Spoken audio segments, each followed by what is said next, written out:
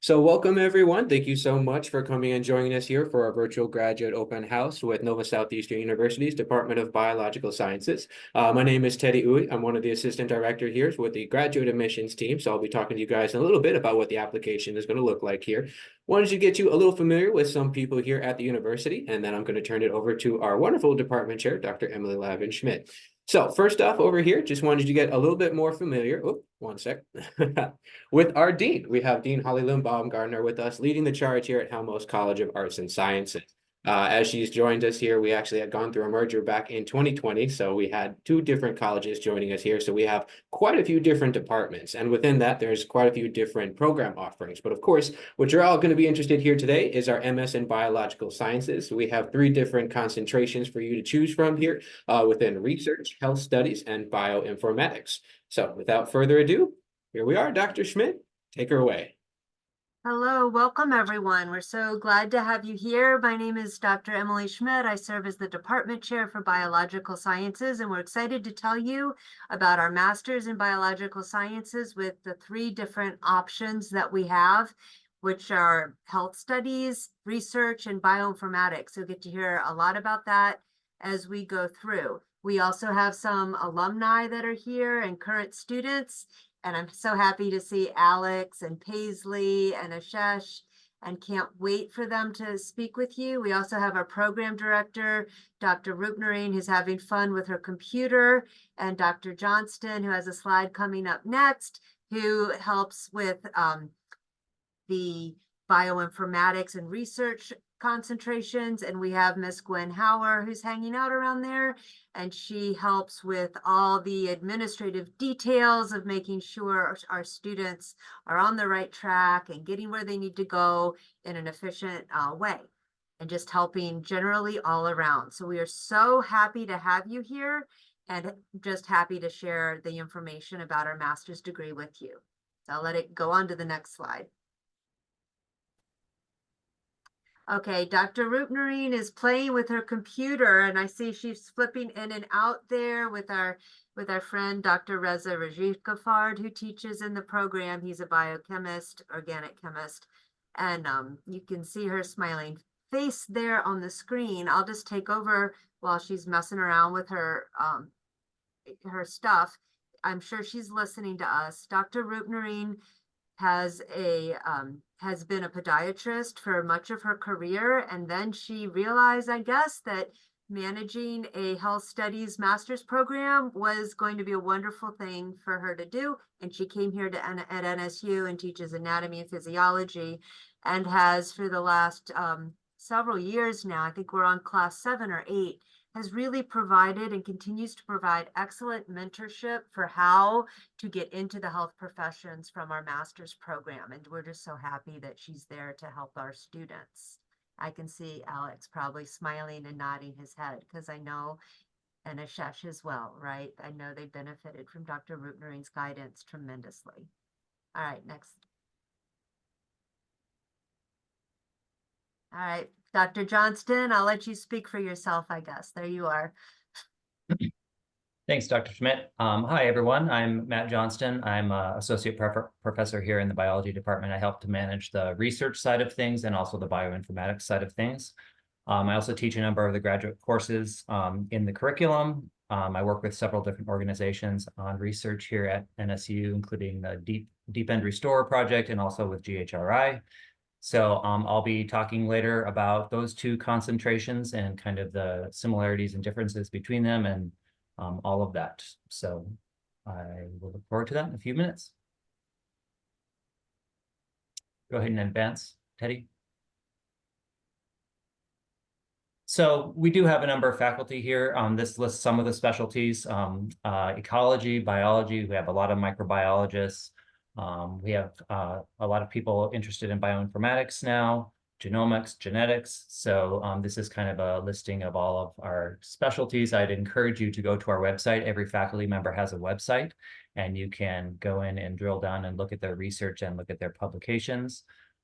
So whatever your interests are, from the research side of things, we typically have some faculty member that would be able to mentor you on kind of whatever you're doing. And with the new bioinformatics, we don't assign a specific faculty member, but we have probably a majority or small majority, I guess, of our faculty members are working within genomics and bioinformatics. So we're very excited. That's a brand new program.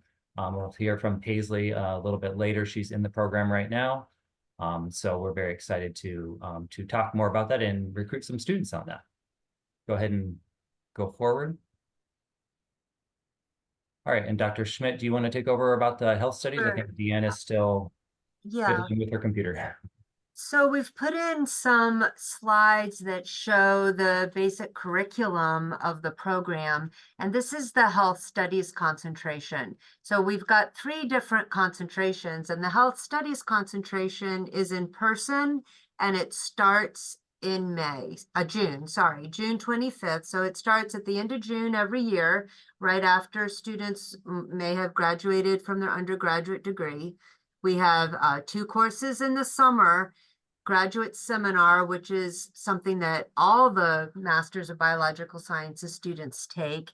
And then for health studies, the primary goal there is to help prepare students to get into health professions programs. So dental, DO, PA, different things like that. And so in the summer, we have a little bit of a lighter course load, and we get you a Kaplan test prep as part of your tuition. So it's free to you, and you are able to study for your Kaplan, use the Kaplan test prep to study for your exam. And our students have been very successful with getting their scores to where they want to be. Also in the summer, we have 2 specialized courses. You either take Introduction to the Dental Professions, which is taught by a dentist, usually one of our alumni, and we have several alumni who are practicing in the field of dentistry that really get people excited and connections in the dental field. We also have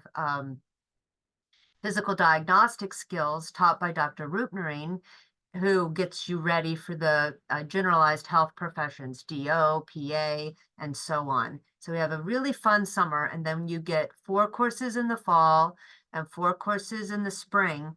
And we're supporting you with getting ready for your guaranteed admissions. We have a variety of guaranteed admissions for interviews for students who meet the requirements. So there's specific requirements for all of these.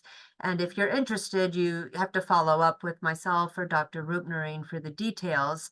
But we have with our own NSU programs, and we're also very excited that we have an arrangement with Kansas City's a Doctor of Osteopathic Medicine and Dental program to have guaranteed interviews. So we have the DO at NSU, the PharmD, the Doctor of Dental Medicine, the Doctor of Optometry, the Physician Assistant, and Anesthesiologist Assistant. We track our alumni, and our alumni are extremely successful at getting to the programs that they want to go to, and can't wait to have Alex. I want to leave most of the time for Alex and Ashesh to talk about their experience, and Paisley to talk about hers as students.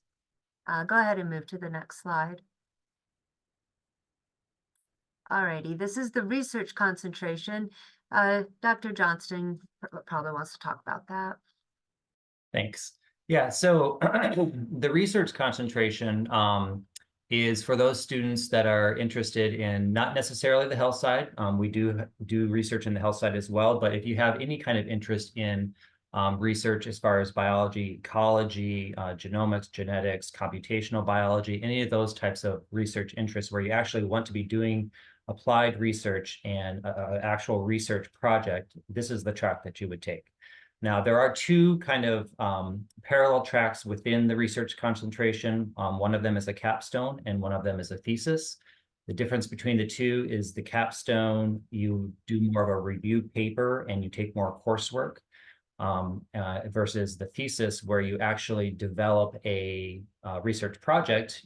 It may be a lab project, maybe a field project, and you do actual research, and then you present your results. So you basically, the thesis, you take fewer actual classes, and you actually are dedicated more time to research. Now, they're both equivalent degrees. In both of those, you have to make a proposal. In both of them, you actually write a lengthy paper, and in both of them, you actually defend your project at the end of your time at NSU in front of a public audience, and then you are awarded your degree. So can we move to the next slide? I think there's a little bit more information about, yeah, so this is generally a 24-month program. Sometimes it takes a little bit longer than that. Usually that's about the minimum amount of time. So again, wide variety of research interests from our faculty, and typically you would need to fit in with our research interests, propose a topic to a faculty member, and then they would be your mentor throughout the duration of the project. For the thesis, 40% of your credits of the 30 credit hours are devoted specifically to research. This is a very high number of credits associated with research, more than other institutes. In other places, you would be taking more coursework likely. Class sizes are very small usually, usually no more than 20 people. So you get lots of hands-on time with your faculty member. And we also provide department funds for things on the thesis side. We provide funds for students to, say, purchase equipment that they need to do their research, or software licenses or things like that.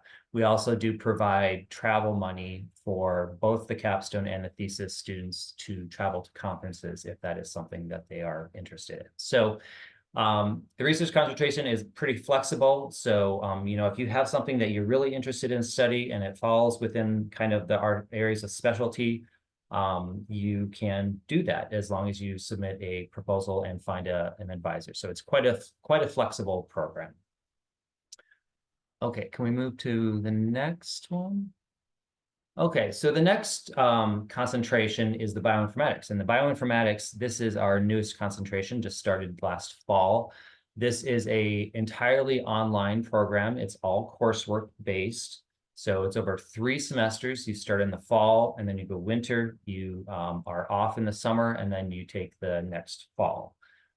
Again, it's 30 credits. In the end, you still get an MS in biological sciences.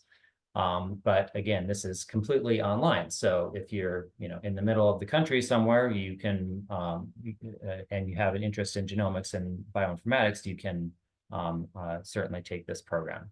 So can we move to next slide, please? So again, 16-month program over three semesters. And it really, the goal of this program is to provide students with a background in computational biology, genomics, genetics, machine learning, all of those kind of hot things that are going on right now in the world of bioinformatics. So I teach a course, one of the first courses you would take, called Biological Data Science, where I talk a lot about data and how to manipulate data.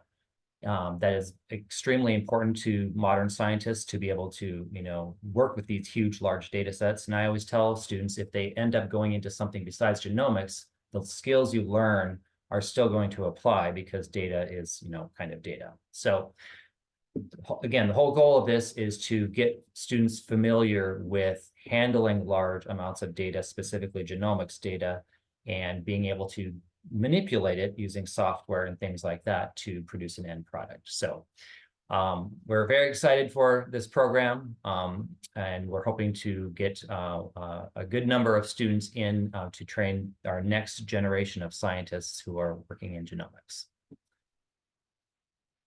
We'll move on. All right, Dr. Schmidt, I'll let you introduce our alumni and students.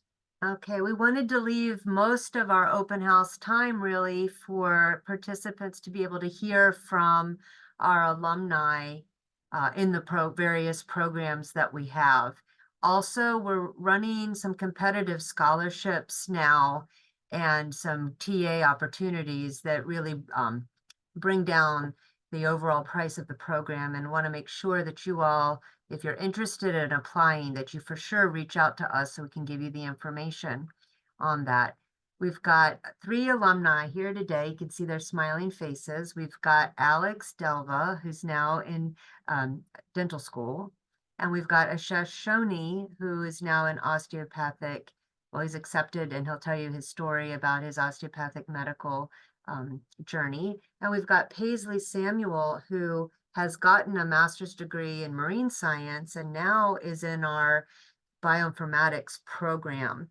So I'll let them introduce themselves, and then naturally we'll have some time at the end for them to relate directly to you. So go ahead, let's just pass it from Alex to Ashesh to Paisley. So go ahead, Alex. Good morning, everyone, or good afternoon. I'm 1 hour behind. I'm Alex Delva. I'm a D1 at Meharry Medical College. I was class of 2023 at the MS Health Concentration Program. I'm born and raised in South Florida, so this is all new to me. I'm a first generation grad, first person in my family who's in professional school. And yeah, that's my short intro. Hey everybody, good afternoon. My name is Ashesh Soni. I was also in the class of 2023 with Alex. I went to Nova for undergrad, and right after undergrad, I joined the MS program, and currently I'm in my gap year, which I took my MCAT right after I finished the program, and I just applied to a bunch of med schools, and now, as you can see, I got into a few schools, and now between now and the time school starts, I'm just, kind of enjoying life and doing things I haven't been able to do. So yeah. Hey everyone, I'm Paisley. Like Dr. Schmidt said, I've pretty much been at NSU since undergrad, finished my master's in marine science, and now I'm back again. I'm also born and raised here in South Florida. And yeah, when I took my thesis in my marine, during my marine master's, I got introduced into the field of bioinformatics and pretty much loved it ever since.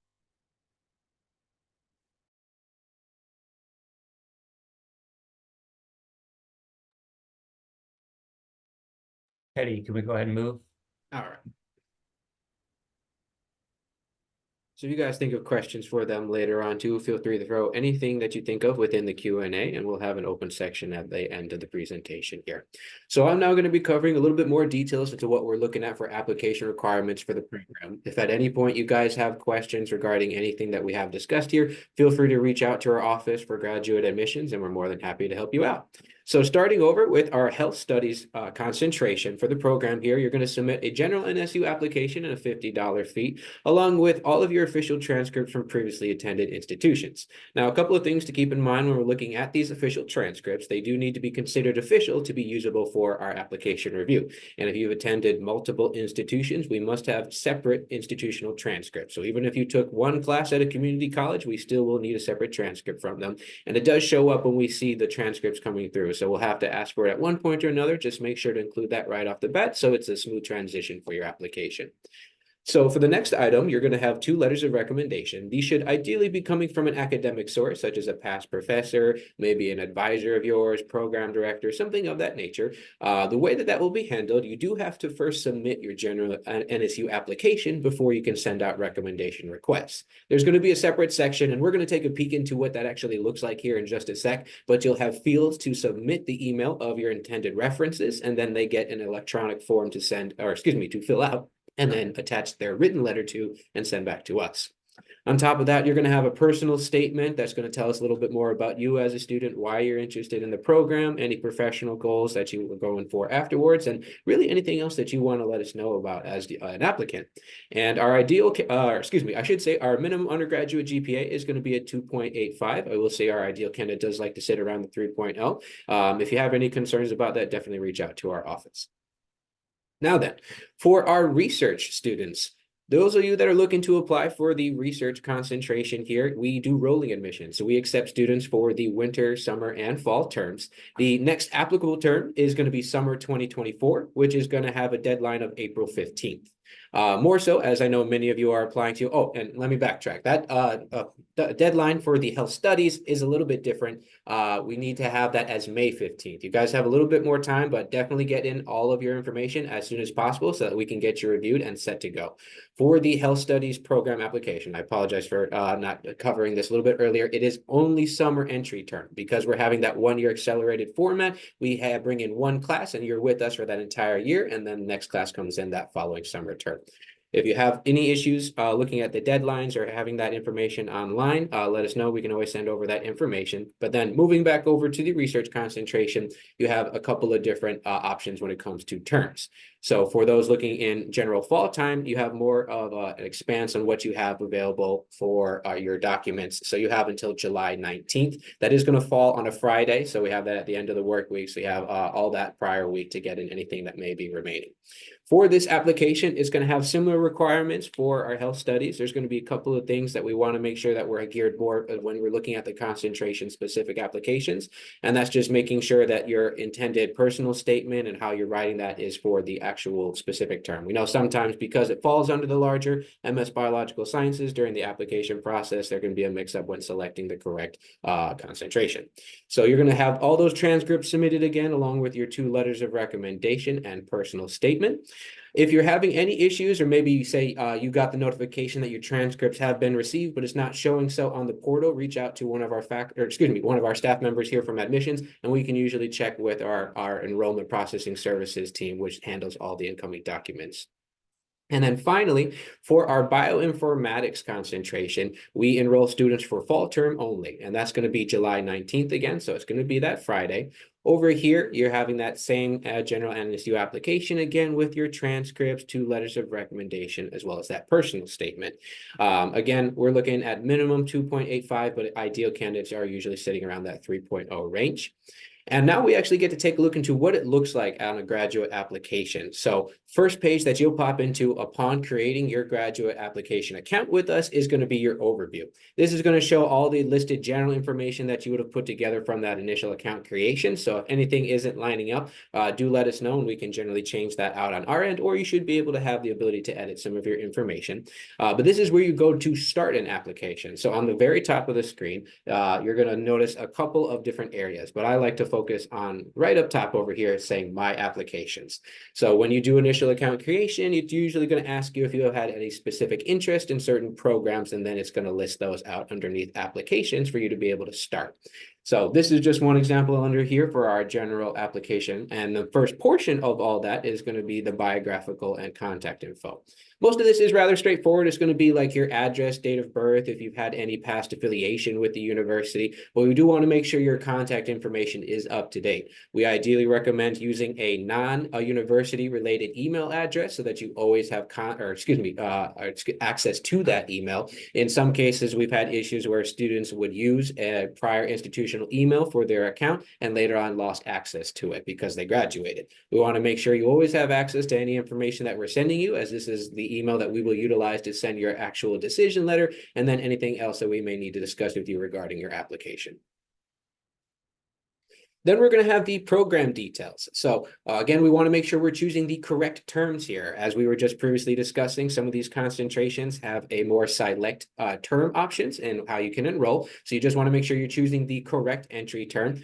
As necessary, we can step in to fix that, but you can always let us know if you have concerns regarding that. And one thing that's really great too is that if you do go ahead and apply, submit that general application, your application is then valid for the next academic year. So if for any reason, say you are going to be applying for this upcoming summer term and then realize maybe you need a little bit more time before you'd like to continue the application or subsequently say start the program, you're able to defer that application for up to 1 academic year. So you could say for this term, it's going to be the summer 2024 term, but you could defer it all the way to summer 2025. Now, on the prior college information, there's a couple of things that we do need to address over here. As we were just discussing earlier, first off, does need to be official copies. If they're coming from multiple institutions, we usually have them coming in and being transcribed over to your application in anywhere from 24 to 72-hour processing time. If you get notifications that they have been received, they're not being shown on your application, again, let us know. But for anyone who has attended a non-US institution and thus has foreign college credit, we do need that to be evaluated for US equivalency. So this is separate from, say, you did say a semester abroad program and that was connected to a university. Generally speaking, those courses are then equivalent over to your university. So we usually don't need an evaluation for, say, a semester abroad program, as that's usually listed in the original transcript. But if you did a separate time at another institution, whether that be just over in Canada or in Mexico, we need that to be evaluated for US equivalency. And that must be done by an organization that's a part of the National Association of Credential Evaluation Services. I know it's a little bit of a mouthful, more commonly referred to as NACIS. So any organization that's a NACIS member is going to be able to perform that evaluation. Said evaluations must include a course-by-course analysis with the US equivalent grade, your cumulative undergraduate GPA, and if you have graduate level credit, it must have that as well. And then if a degree was conferred from that institution, it must state that on the report as well. Now, that can be sent just the same as our transcript, though, which is electronically via email, as most institutions can do now. But if it does have to be sent in the mail, let us know, and we can send you over the physical address. And then finally, this is going to be essentially the second portion to your application. So everything we just previously discussed falls underneath that general NSU application. So when you go to submit the app and you pay that $50 fee, that does not mean that your application is complete, essentially the first portion. Then we come to, it may be called admission documents now on your side for the student portal, but these are going to be some of the different supplemental items attached to your application. So you'll be able to check up on the statuses of your letters of recommendation, see if your transcripts have been received, and then that personal essay is actually a part of the general application. So you'll be able to write in your response directly into the app there. Now, when we're looking at letters of recommendation, as we were previously discussing, you'll be able to submit those once you pay the $50 fee. What you're seeing on screen here is going to be an example of what it looks like before you essentially submit that application. So there's not going to be any fields in the recommendation request section, but you can have up to 3 if you like. We require a minimum of 2, but you can have up to 3. Any problems with that? Maybe your recommender isn't getting that email or they're having troubles uploading their letter to the form. You can have your recommender send their written letter directly to us via email, and then we'll have that added to your application as necessary. So I did also want to introduce my coworkers here in the graduate admissions office. Most of you will actually be getting to work with our lady here in the middle, Megan Troy. She's one of our fellow assistant directors here with the Halmos College Graduate Admissions Office, but everyone else you see on screen here can assist you with anything as it relates to the admissions process, or if you have some more general questions about the program, and we're more than happy to connect you with some of our faculty as well. So I handle some of our different programs from larger marine environmental sciences, but I get to help out Megan a lot with what we do in the biological sciences too. So feel free to contact me. For the contact points you see on the bottom of the slide over here, that's our general contact. So if you're going to call in, you're usually actually going to get answered by Andrew. So he can answer some general questions, but otherwise he'll direct you over to us. Or if you want to shoot us an email, we're all able to see any inquiries that come into that hcasadmissions@nova.edu email. And much of this information is going to be available online in some of the different program websites or general NSU resource pages. If you're having any trouble finding those resource pages, feel free again to reach out to us. And as I'm sure many of you are having questions for, now we're going to look into the actual tuition costs and fees associated with the program.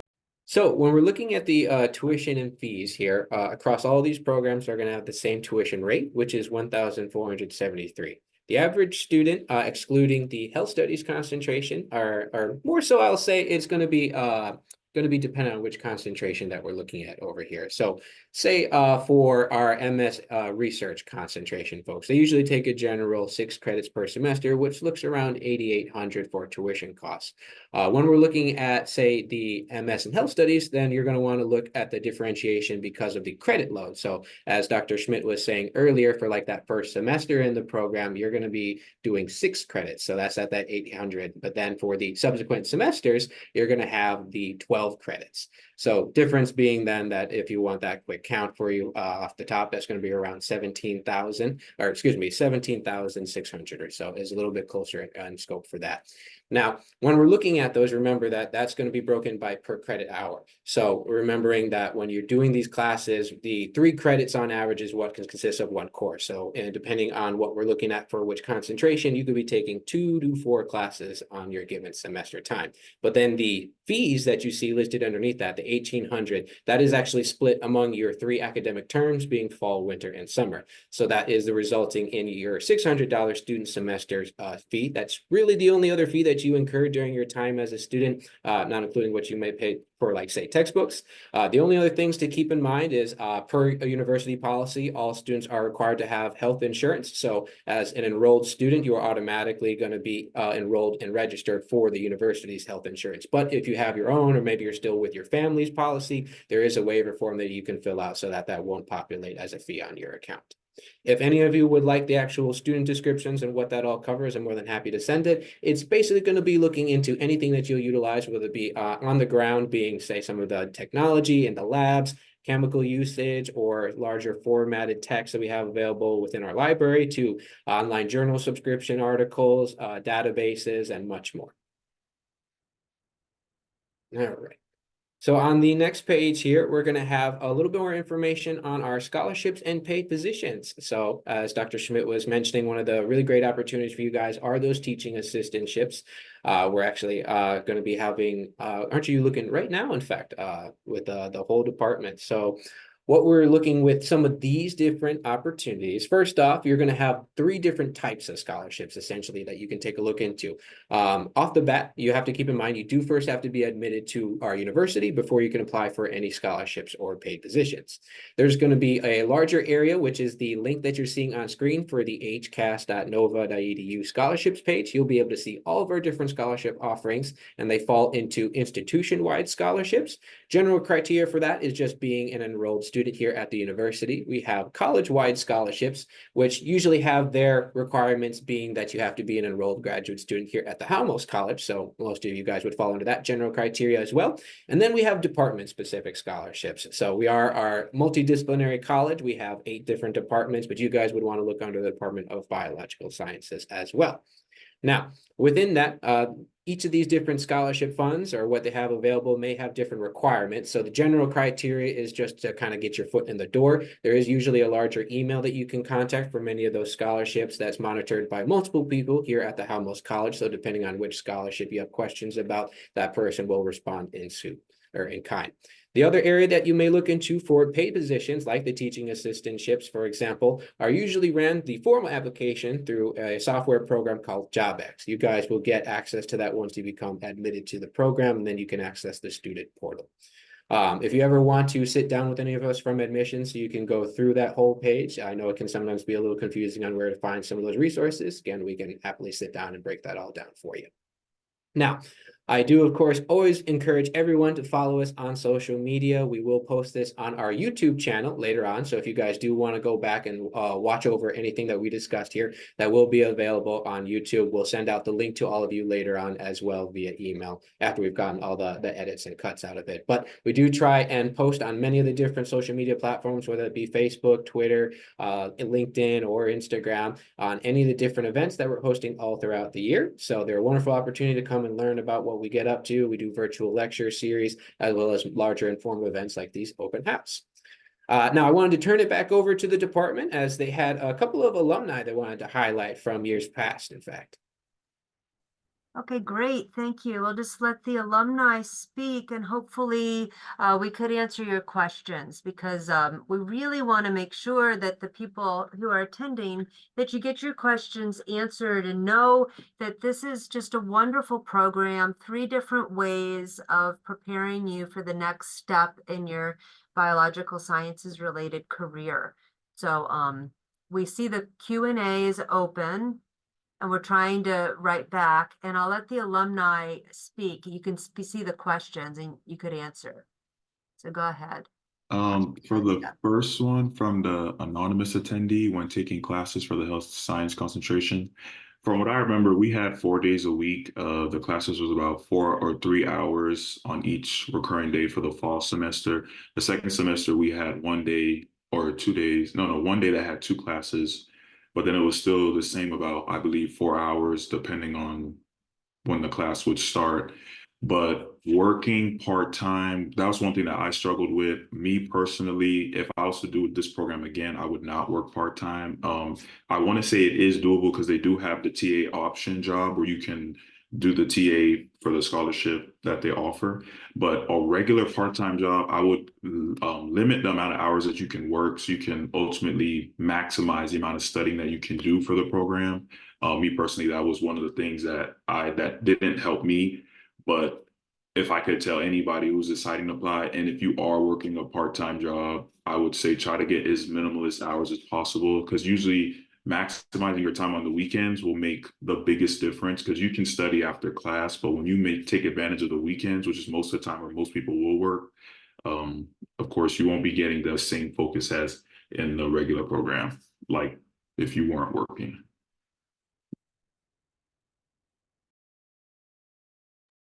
Yeah, kind of just bouncing off of what Alex said. I think what was nice about our schedule was, for the most part, most of our courses, our schedule for the days were typically over by around, I think, 1 or 2 for the most part. Not typically always, but sometimes we would have a class that ended at 4 or something, but that was once a week. So I think that was nice because, it kind of allowed us to have the rest of the day to, study and kind of get ready for the rest of the week, whether that be, study for an exam, or get ready for, any other courses. Um, like Alex said, I didn't have a job actually during the master's program, so I think that that was nice because it gave me a lot of time to study and organize my schedule and make sure that I dedicated enough time to each course. I think the nice part about this program, which I always talk about whenever anybody asks me about the MS program, is in terms of difficulty, it wasn't terribly, the courses weren't significantly different in terms of difficulty from college courses. I think it's just the volume. And I think that's how it kind of is very similar to, med school and dental school, where, it's kind of, it's that saying where they're like, it's kind of like drinking out of a fire hose where it's so much coming at one time. And I think that's the beauty of the program. It kind of helped me, learn how to balance, multiple rigorous courses and understand how to use my time more efficiently.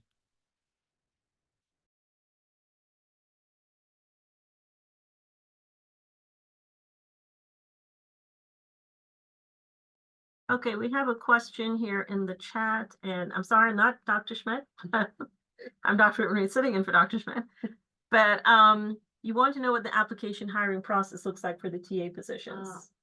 Okay, so the process for the TA positions, Dr. Rugnerine and I are sharing the office space here.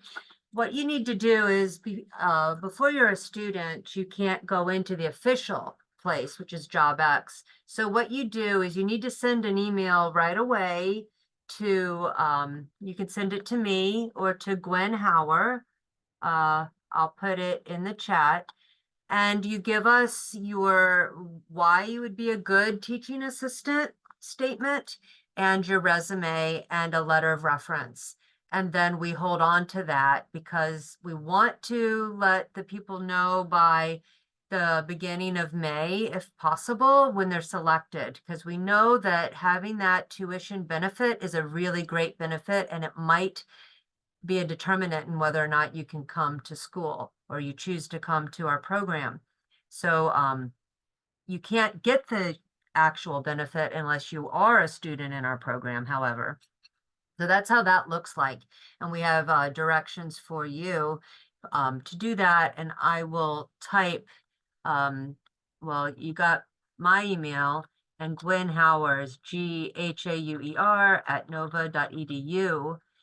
And she manages those details for us and make sure we have your application so you can be considered. Great question. Also, this year we have competitive scholarships that would pay the summer tuition. So if you're interested in that, again, you can reach out to Gwen Hauer. You can also reach out to me and I'll route it to the right direction. Or Megan, or yeah. Oh, the teaching position with your schedule. So the health studies students have, well, they've done very, very well with teaching and supporting their health studies concentration. we work with you to make sure that it's feasible. The current students aren't here because we wanted to focus on the alumni.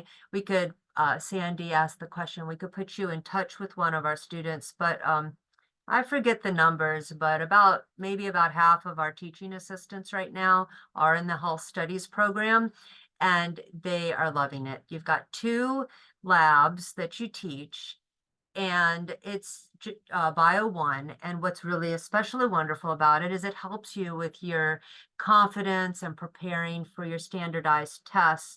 And in addition to the tuition benefit and the pay benefit, it helps you to stand out among your peers when you're applying for graduate school because you've had that experience. Oh, it looks good on the CV. Looks very good on the CV. Now, Dr. Rupnerin's going to love this PA question. It says the application deadline is in December. So does it create any conflicts with your timeline? So Dr. Rupnerin coaches you and makes sure that you get your applications in, and I'll let her just tell you how she does that. Okay, so basically we have a timeline when you come in for orientation, or you actually come in and you meet with one of your mentors, because each student is given an academic mentor when they start. The timeline, if you follow it, you won't have problems with your applications. You should be, if you take advantage of the Kaplan course, you should be studying for your standardized exam when you have those few minimal classes in the summer. You should then be taking your standardized exam no later than end of August or beginning of September. You will then have your results back in time to do your application in the fall semester, send everything in. By the time you do your supplementals, our students start getting their interviews by late October, November, December, all the way into January. As a matter of fact, from last year's group, one of our students just got accepted to NSU's PA school 2 weeks ago. So there is no problem with you balancing your application and your schoolwork, and you should be able to get into your program the year after if you apply yourself very well.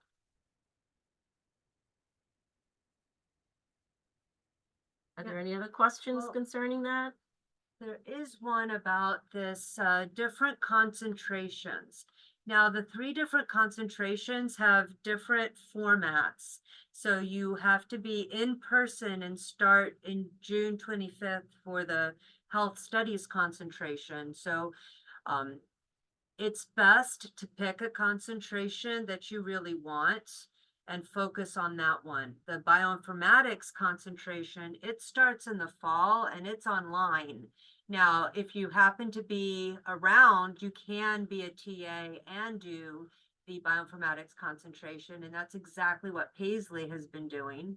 And then the research concentration, it's a hybrid. It can be on ground or in person, and it can start any semester. So maybe Paisley I don't know if you want to say anything about being a TA. You know, I completely forgot, Paisley, that you're here and you are a TA, but you're not in the health studies concentration. It's best to pick the concentration that you really want, and mention that in your application. I think what they may have been more asking is if they were interested in applying to multiple concentrations, would you be willing to review them off of, say, one application, or would you still want them to do a separate application? We need separate applications for that because the applications really are unique. You Okay. have to actually state why you're interested in a concentration, because research, health studies, bioinformatics are actually, 3 different timelines, 3 different lengths of time for the program. So you really would have to let us know why you want each concentration. Yeah, and for the research concentration, we want to see that you have actually thought about how you would fit into the program and if you would fit with a particular advisor or something along those lines, because we don't necessarily have a lot of health related research going on. We do have some faculty members that are, but we have a lot of ecologists and genomics and all those types of things. So application for health studies is completely different than an application for research, and bioinformatics is completely different from, the 2 as well.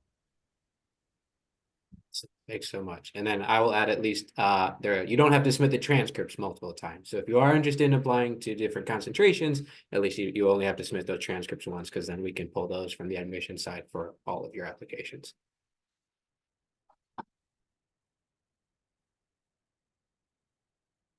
All righty. I saw sorry. Oh, sorry, go ahead. Go ahead. Yeah, no, I saw a question that said, what are some health related jobs you can get after completing the MS with health studies? I can answer that because, you know, in my situation, after I did the master's program, I took a gap year, which I'm in right now. And so some of the jobs I was applying for were research positions, you know, working in clinics, and then one of which, so one was a research position at the University of Miami. One was a clinic in a rural town east of Orlando, which is where I work actually right now. And the third job that I was looking into was a position with the CDC. So, you know, with the master's in health studies, you know, there's a lot of different opportunities available. In my position, I was trying to do something that, you know, kind of looked favorably towards med school. And with my application as a whole, I thought that, you know, getting rural medical experience was the best option for me, and it kind of worked out for me, and that's what I did. But those are some jobs that you can apply for that's kind of utilized with the master's.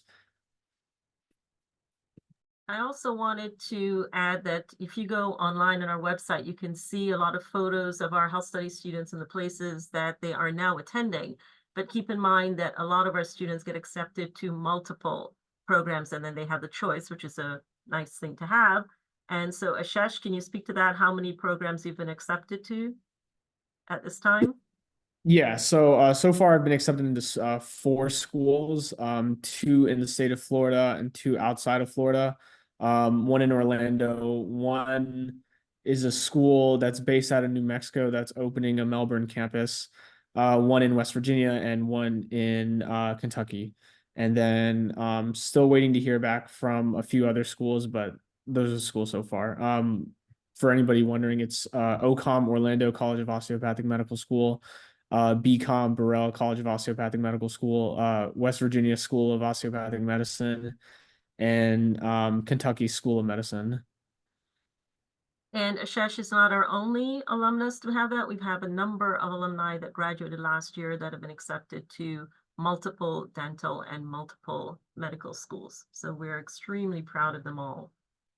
Now, that question in the chat about crossover from research and medicine, we have some neat stories where one of our first health studies concentration student realized she wanted to get a PhD. So she switched, and now, well, she didn't switch. She graduated with her health studies concentration, and she's in a PhD program as well. And she'll be coming to an event later on the diversity of careers in healthcare and biology that will send you all an announcement so you can go to, and she'll talk about that. We had another one, Chris Garcia, who I think did research. I can't remember, actually. I think he did research, right? He did health studies, did then health he did a year studies. of research and then went into medical school. That's right. He did a year, he did his health studies, and he did a year of research at our campus and taught adjunct professor in our program. And now he's at medical school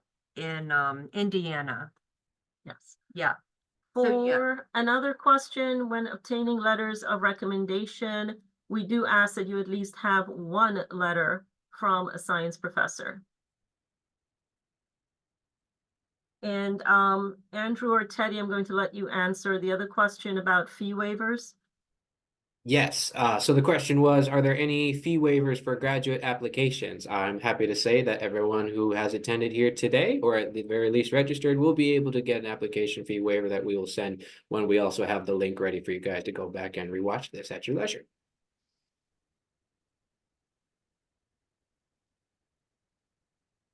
So I think Paisley wanted to answer the question about getting involved in research if you're in the bioinformatics concentration, because that's exactly what she's doing, I believe. Go ahead, Paisley. Yeah. So I lucked out because during my master's in marine science, I was actually already in a molecular biology and genomics lab. But after starting this program, I pretty much got so much headway, I guess I can say, being I'm a research assistant and lab manager here, and at the OC campus and at the Ocean campus, and I also am a TA, like Dr. Schmidt said. So when it comes to research, it's best. So obviously, if you're going to apply for here and you are down here, we're more than welcome to bring you in so you can have some type of experience hands-on. We're always looking for more people to be enlisted into the lab, and we're always hoping for volunteers to help us out with all the projects that we do have, because usually our projects are like very large and we have large number of samples that need to be processed, a large amount of data that needs to be processed. But yeah, so really and truly, it's just finding the professor that will allow you to assist with their research, or at least you can at least act like a professor.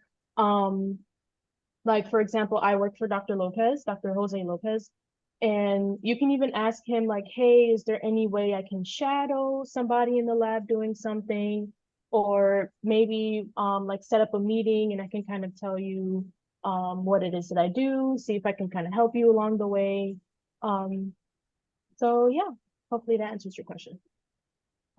Yeah, that's fantastic. And as far as other labs outside of Dr. Lopez's lab, all you really need to do is just approach the researcher, faculty member, and ask. You know, some are looking for volunteers, some are not, some are only paying, only paid students. But what I would recommend doing is just researching the faculty that work in the specialty that you're interested in, and approaching them and asking them if they need any help in anything.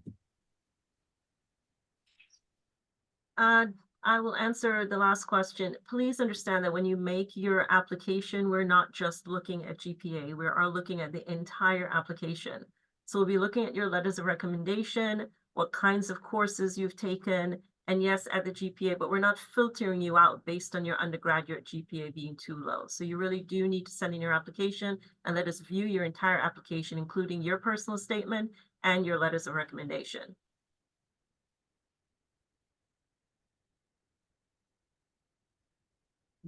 Summer semester is 6 weeks long for health studies, and fall and winter are regular semesters where, what is that, 14 weeks? 16? 16 weeks.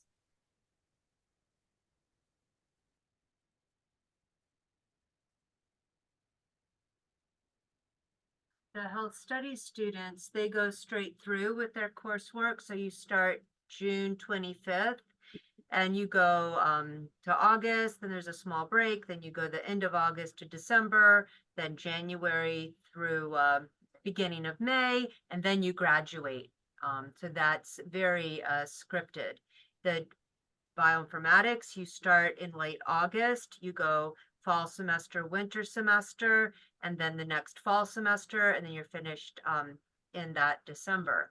For research, it's a little more variable because you have more options and a chance to do either a capstone or thesis research. So it may be a little longer, and we have a variable start time, so a little bit variable end time.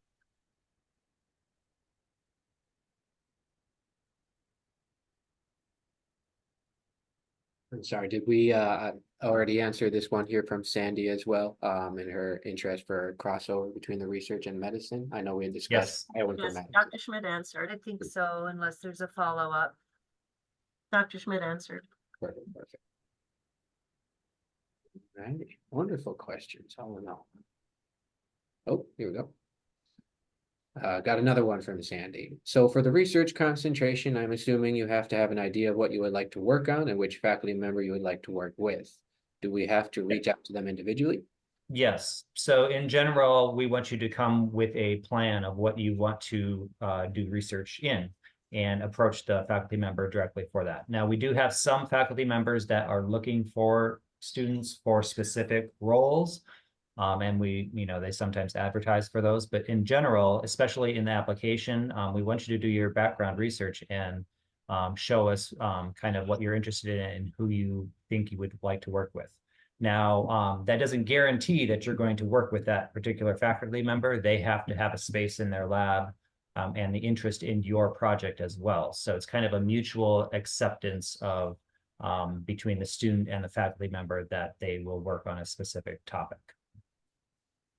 And I can just add from the background here, after you come in as a research student, about after your first semester, we are going to be encouraging you to do your proposal for the kind of research you're going to do. So you can't register for your research credits, which are about half of the degree program, until you have a proposal in place. So that's quite important. And then there's two kinds of proposals. One is for a capstone project, which is more an in-depth literature review with some already published data about a topic. And then the other is a thesis, which means that you're going to actually collect your own original data. So those things are different, and you have to have a proposal accepted.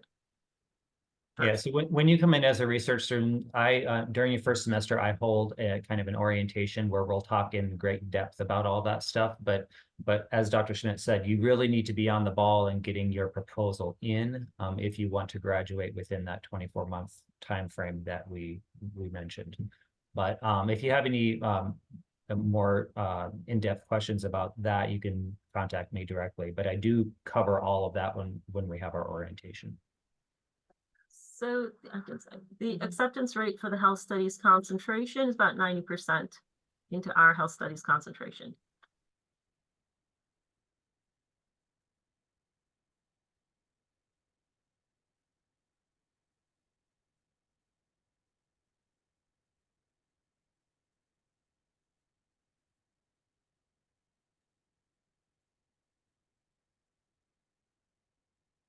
Are there any other questions that we can answer?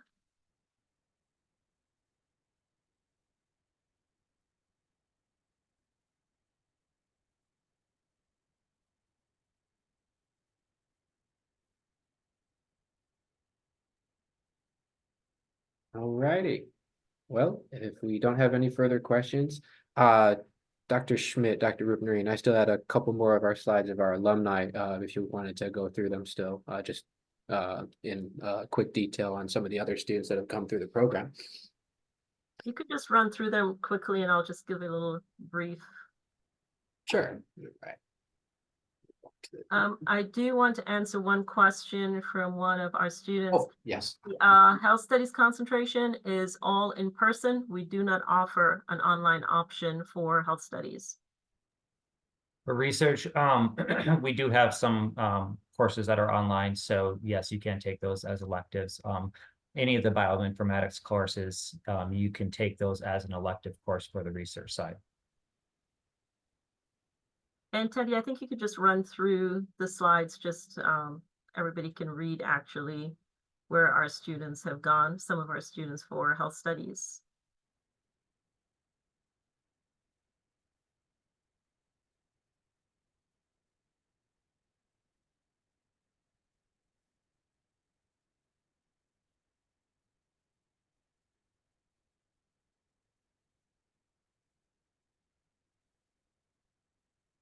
Are there any other questions we can help with?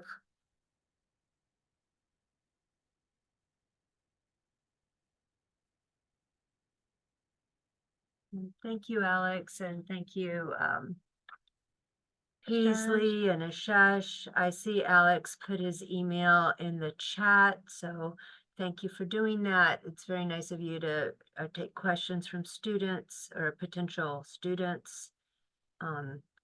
I know you all will be getting a follow-up message as well from our group. I realized I had myself muted. Does anyone else have any questions at all at this time, whether it be about the programs or admissions? Want to make sure that everyone comes away and understand a little bit more on what the application looks like, requirements, anything else in between. And again, I can't emphasize how much it's great to have our own alumni here so they can really talk to you guys about what they went through as an experience. It's wonderful.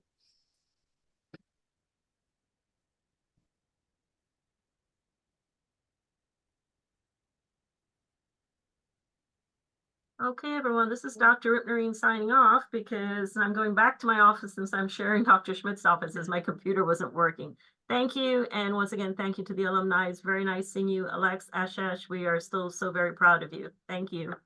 Bye, Dr. Rubinstein. See you soon. Hi, Alex. Yes, Bye. Dr. Ripnerine. Hi. Thank you so much. Are there any guaranteed acceptances for research bioinformatics students? We didn't make any of those programs yet because we didn't really see a need. All of our students have been able to get into where they wanted to go, but yeah, that's a interesting question. It's different than health studies, where students are really trying to get into these extremely competitive, low number of spots in these health profession schools. So it's like a different culture in a way. Good question, though. All right. Well, thank you all so much. Once again, we're going to have this all recorded and posted onto YouTube later on. Our YouTube channel is NSU Halmos College of Arts and Sciences. We will send this over to you guys to the email you registered with later on once it's up and ready to go, along with that application fee waiver code. So thanks so much for joining us here this afternoon. I hope you all have a wonderful weekend.